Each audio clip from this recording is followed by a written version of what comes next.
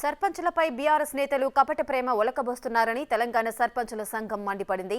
కేటీఆర్కి ఇప్పుడు సమస్యలు గుర్తొచ్చాయా అని సర్పంచుల సంఘాల ప్రతినిధులు నిలదీశారు. కాంగ్రెస్ ప్రభుత్వం న్యాయం చేస్తుందనే నమ్మకం ఉందని చెప్పారు. సర్పంచులపై కేటీఆర్ చేసిన వ్యాఖ్యలకు కౌంటర్గా హైదరాబాద్లో తెలంగాణ సర్పంచుల సంఘం ప్రెస్ మీట్ నిర్వహించింది.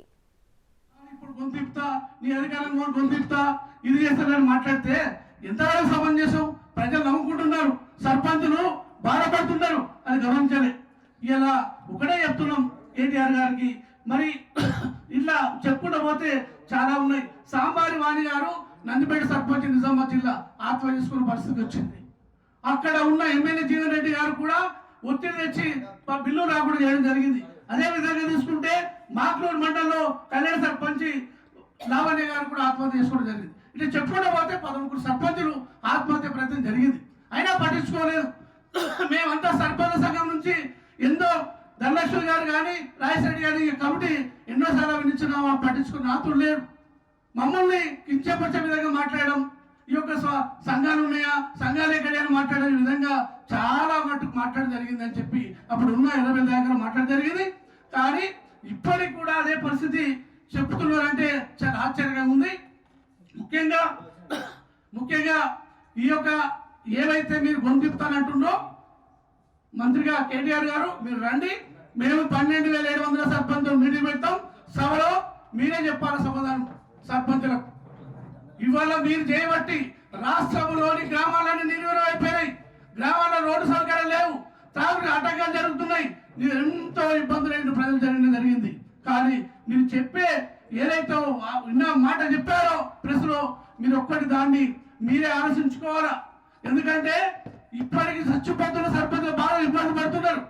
దాన్ని ఇప్పటికి కూడా మీరు ఏదైతే చెప్పిన మాటకు ఖచ్చితంగా మీరు కట్టుబడి మేము మీటింగ్ పెడతాం, రండి మాట్లాడతాం.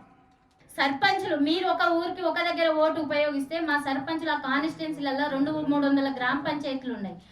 అందరు ప్రతి ఒక్క సర్పంచ్ కూడా మీకు ఓటేసి గెలిపించిన వాళ్ళు సర్పంచ్లు అనేది ఆ రోజు మర్చిపోయారు. ఈ రోజు మాట్లాడుతున్నారు. రంగారెడ్డి జిల్లా ఇది నల్గొండలో కానీ రంగారెడ్డి జిల్లాలో కానీ ఫస్ట్ అజారుద్దీన్ అనే సర్పంచ్ గారు చనిపోవడం జరిగింది. కాశీగూడెం సర్పంచ్ ఆయన కోసం పాపం మేమందరం వెళ్తే కనీసం అక్కడ లోకల్ ఉన్న ఎమ్మెల్యే గారు కూడా వచ్చి పరామర్శించడం అనేది జరగలేదు.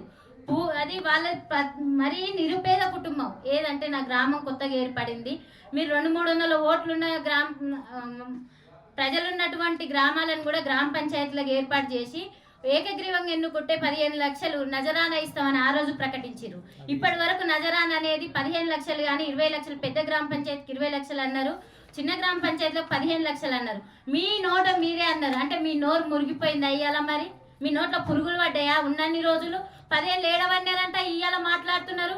గవర్నమెంట్ వచ్చి 4 రోజులు చక్కగా కాలేదు, చేసిన అప్పులన్నీ కుప్పలు మీ దగ్గర ప్రెస్ మీట్లో పెట్టే బహిర్గతంగా మీడియా ముందు పెట్టి మేము చూపించడం అనేది జరిగింది.